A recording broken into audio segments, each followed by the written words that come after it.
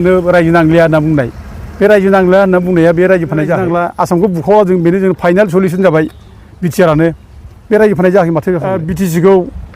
डिसिफोरनो सालायनो थाखाय पावार हरनाय बे बिटिआर सुथियावनो दङ 4.6 आव अब्ला नों रायजो फानाय जायाखै माथो बनसु ट्राइबेल स्टुडेन्टस इउनियन जयैनो जोङो बिटिसि सेक्रेटारियाव फैदों जों फैनायनि खारना जाहैबाय थांनाय 24 एप्रिल खालि बिटिसिआ बाजेट सेसनाव 26टा रेस्ट्रिक्टेड हलिडे लादों आरो बे 26टा रेस्ट्रिक्टेड हलिडे लानायनि गेजेराव मोननै रेस्ट्रिक्टेड हलिडेखौ जों अपोज खालामदों बे जाहैबाय मोनसेया 13 नम्बराव होदों आलिमेस डिसिफोरनो रेस्ट्रिक्टेड हलिडे होनाय ओमफ्राय मोनसेया जाहैबाय 14 नम्बराव प्रागज्यतिसपुर रायजोनि नामै रेस्ट्रिक्टेड हलिडे होनाय कलिताफोरनो दा जों बे मोननै रेस्ट्रिक्टेड हलिडे होनायखौ जों अपोज खालामनानै जों मेम'रेन्डाम होदोंमोन दा खिन्थु दुर्भाग्य मेम'रेन्डामानो बिटिसिआव गोमानानै दंनो दा दासिम फाइलानो जायाखै दा जोङो प्रिन्सिपाल सेक्रेटारिखौ लोगो मोनखांबाय बेखौ लानानै ओमफ्राय बिथाङा जोंखौ साबमिट खालामफिनदो होनना बुंदों दा जों बेखौनो दुखु फोरमायो जे एफा गिदिर बे बिटिसि अफिसाव बिटिसि सेक्रेटारिएटआव फाइला जे मिसिं जायो बे आसरित साननो गोनां जाबाय आरोखि दा बे सिरियास मेटार बियो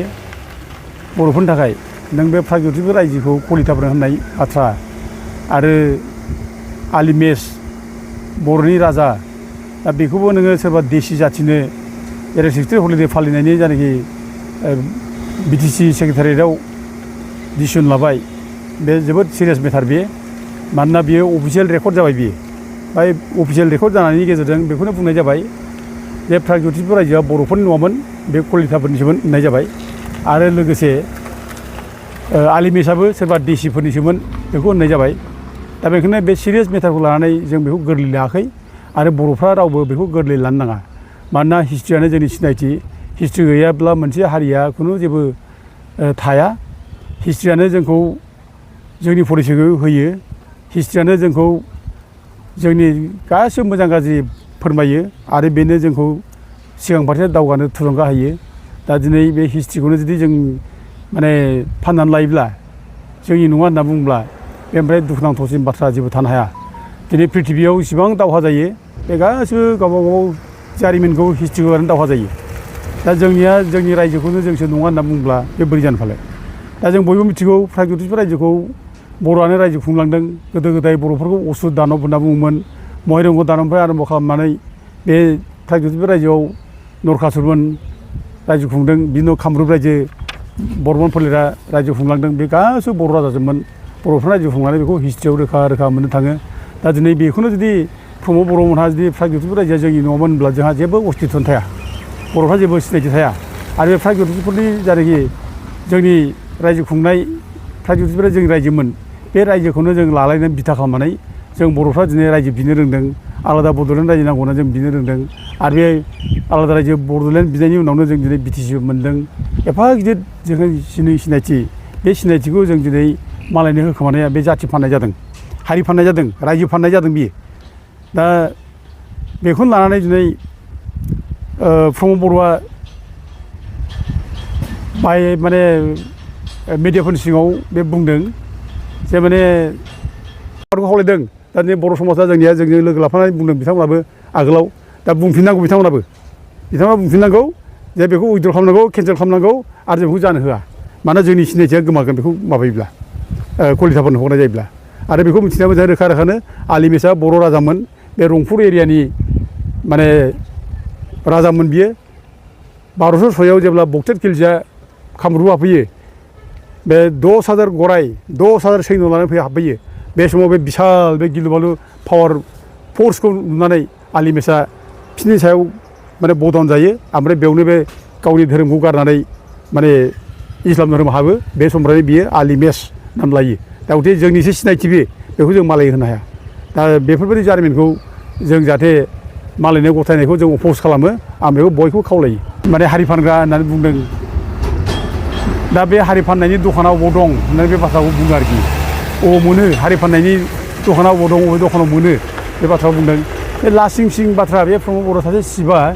बे एफा गिदिर इस्युखौ लानानै बे गोरलै एखेरे नंथारै बाथ्रा बुंनाय रायजो राजानि सिङाव फोलानाय बेनिफ्राय देरसिन थगायसुला बेनिफ्राय देरसिन माने फोलाग्रा नंखाय खोथा बुंग्रा मिसलिया मानसि बेनिफ्राय थानो हाया रावबो दा नोङो जाथि फाननायनि दखान बुंमोन दंखालाय अबाव दखानाव थायो फालाय बेलाय नोङो प्राइभेटफोर रायजोआ कलिताफोरनि सोमोन्दै बुंनाय बे जाथि फाननाय जायाखै बे आलिमेसा बर' नङामोन बियो बे देसिफोरनि सोमोन्दैया माननाय जायाखै बेलाय बे रायजो फाननाय जायाखै जाथि फाननाय जायाखै बे दा बेखौ जाथि फाननाय होनना बुङोब्ला जाथि फानग्रा प्रमद बर' होनब्ला बेयाव मा भुल दं बेथ' नंगौना आरो बेल' मानो नोङो बिटिआर सुक्ति जाय खालामनानै लाबोबाय बे बिटिआर सुक्तियाव नोङो बड'लेण्ड रायजो नाङा होननानै लिरना गारबाय इन्ट्रडाक्सनाव नों रोखा मोनो बिनि इन्ट्रडाक्सनाव नै बे बड'लेण्ड सुक्ति बे माने बिटिआर सुक्ति बेयाव रोखा मोनो बे जोंनो रायजो नांलिया होनना बुंनाय बे रायजो नांलिया होनना बुंनाया बे रायजो फाननाय जायाखै बे मानाय जादोंमोनलाय इन्ट्रडाक्सन लिरदों जोंनो रायजो नांला आसामखौ बुखावा जों बेनो जों फाइनाल सलिउसन जाबाय बिटिआरानो बे रायजो फाननाय जायाखै माथो जाखाबायलाय आरो नों बे बिटिआर सुक्तियावनो लिरनानै दोनदों आरोबाव नोङो जे माने 3 पइन्ट साबक्लस 2आव जे बिटिसिनि बाउन्डारिखौ दानख'नांगौ जिसिबां माने नन ट्राइबेल पपुलेसन थानाय दं 50% बारा बेखौ दानख'जोबनांगौ होनना बुंबाय बे रायजो फाननाय जायाखै ना मा जादोंमोनलाय आरो नों बे बिटिआर सुक्तियावनो लिरबाय नोङो आरोबाव बिटिआरखौ प्रिन्सिपाल सेक्रेटारिया सालायनाय नङा सिइअआ सालायगोन बे माने जाखो बे रायजो फाननाय जायाखैब्ला आरो नों बे बिटिआर सुक्तियाव नोङो बुंबाय नोङो जे 4.6आव जे माने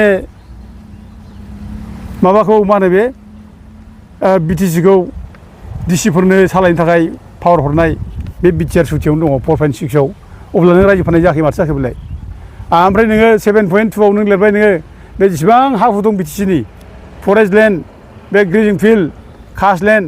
ओमफ्राय रिभारेन एरिया बेफोर गासैबो आसाम गभर्नमेन्टनो माने नायनो हगारना होनाय जाबाय बे रायजो फाननाय जायाखैबा मानाय जादोंमोनलाय आरो नोङो लिरबाय नोङो आरोबाव नोङो 9.4आव बिटिआर सुक्तियाव बेयाव लिरबाय नोङो जेसेबां माने जेल जानाय हाइनेस केसाव थानाय माने एनडिबिनि केडारफोर दं बिसोरखौ माने बख'नाय बाथ्रा बुङाखै गवा बिसोर गासिबो माने बे सुक्तिजों बिटिआर सुक्तिजों 9.4नि गेजेरजों माने हाइनेस केस गोनां मानसिफोरखौ गासिबो जेलाव जोबनानै दोननांगौ होननानै नों सुक्ति खालामना लाना फैबाय अब्ला बे जाथि फाननाय जायाखै रोखा जाथि फाननाय जाबाय दा बेफोर खेथ्रआव दिनै प्रमद बर'खौ जाथि फानग्रा हारि फानग्रा होननायाव माने मा भुल दं मा गोरोन्थि दं आरो बेखौ बिथाङा जुदि बुङोब्ला बबे दखानाव मोनो रायजो फाननाय दखानाव बबाव दं होनना बुङोब्ला बेनिफ्राय जगन्यसिन नेता मा थानांगौ एथ' थुलुङा भाषा एथ' जगन्य भाषा एथ' सिरियास भाषाखौ दिनै बे माने एथ' सिरियास मेटारखौ दिनै बे बबेबा दखानाव नागिरनो थिनबाय बे दखानाव मोनो नामा बेखौ बे लेखायाव नायबानो जाबाय ना बे नोंनो रायजो नांला होननाय बे बिटिआर सुक्तियावनो दंना आरो नोंनि बे दानि नैबे जायनाखि बे बाजेट सेसनाव जायनाखि माबा लानाय डिसिसन लानाय 24 एप्रिलाव थागिबिफोर रायजोखौ माने कलिताफोरनो होननाय आलिमेसखौ नोङो माबानो होननाय देसिफोरनो होननाय बे मा होननाय जाखो बेलाय रायजो फाननाय जायाखैब्ला बे लेखायावनो दंना नों बेखौ फाग्ला थांबाथ' नों बे गोदावफोराव बे रायजो फाननायनि दखानाव बबाव दंफालाय नागिरना अबावबा मोनो नामा होनना बुंनाय बे मुगैथाव राव बेयो जों बेखौ निन्दा खालामो आं बेखौनो दा बर' रावजों बुंलायदों प्रमद बर' बिथांखौ जे नोंथाङा रायजो फाननायनि जुदि दखान नागिरनानै मोनाखिसैब्ला दखानसो नागिरबायब्ला नों रायजो फाननानै फैनाय लेखाखौ नागिरना मोनाखिसैब्ला नोङो दखानसो नागिरबायब्ला नोङो बे माबानि भरालिनि सारियाव हाबनानै नागिरदो नोङो रायजो फाननायनि डकुमेन्टखौ नों बेयावसो मोनसिगोन नोङो लाजिनांगौ बिदि बाथ्रा बुंनो दा दिनै नों लेखा रोखा दंजोबो गासैबो नों रायजो फाननाय लेखाफ्रा रोखा दं नों बबे दखानाव नागिरनाय बाथ्रा बुंदों नोंलाय दा बे सिरियास बाथ्रा जों दिनै बिटिसिआव दाबि खालामो इमिडियेटलि बेखौ माने केन्सेल खालामनांगौ बे प्राइभेट रायजोखौ जे कलिताफोर होननाय बेखौ जों माने केन्सेल खालामनांगौ इमिडियेटलि आरो केन्सेल खालामाबा लासिंसिं जागोन बर'फ्रा दिनै आलिमेसनि बाथ्रा बेखौ जुदि देसिफोरजों हगारना होयोब्ला बर'फ्रा लासिंसिं जागोन कलिताफ्रा रंजा खुसि मालाय बिरादनो प्राइभेट रायजो दिबस पालन खालामगोन जों बेखौ बोरै सैज्य खालामनानै नायबाय थानो फालाय जों बोरै सैज्य खालामनो 22 डिसेम्बरखौ कलिताफोरनो हगारदों रेस्ट्रिक्टेड हलिडे बिसोर मालाय 22 डिसेम्बरखौ माने रंजा खुसि माने पालन खालामगोन दा जों बर'फ्रा लासिंसिं गावनि रायजोखौनो नोङो मालायनो हगारनायनि उनाव बिसोर रंजाब्ला जों सिरि नायबाय थानो जाहैबाय लासिंसिंनो बेदबा माने मेटार बे सिरियास मेटार बे सिरियास मेटारखौ दिनै माने जोङो बर'फ्रा बयबो बेखौ अपोज खालामनांगौ स्ट्रंलि जारिमिन गैयाबा जाथिया खुनु जेबो थाया जारिमिनासो असे सिनायथि बे जारिमिनखौ जों लाखिनांगोन बेखायनो जों बयबो बर'नि आफादखौ खावलायदों दिनै दुलाराय बर' फरायसा आफादखौ दिनै जों मा बुंबावनो बेथ' दालाल जानानै थाबाय गभर्नमेन्टनि जेबो बुङा बिसोर फंसे खोथा बुङा दिनै बेफोर बाथ्राखौ बेफोर बर'मोनहा बुंनांगौमोन रायजो बिग्रा मानसि बिसोरो जाथिनि खोथा बुंग्रा मानसि बिसोरो बर' जाथिनि जों खुनु दिन जों माने माबा खालामनो हाया नायनानै थानो हाया जोङो जाथिनि मावो जों होग्रा मानसि दिनै रायजो फाननाय बाथ्रा बुंबाय कलिताफोरनोसो होनना माने माबाया बुंबाय प्रमद बर'आ